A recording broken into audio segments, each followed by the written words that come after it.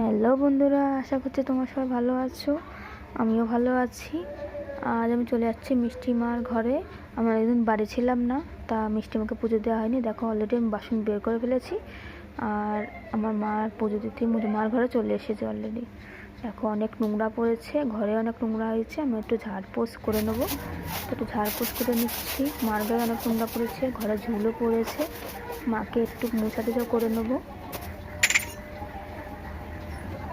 অনেক নোংরা পড়েছিল, ভালো করে মুছছি মাকে।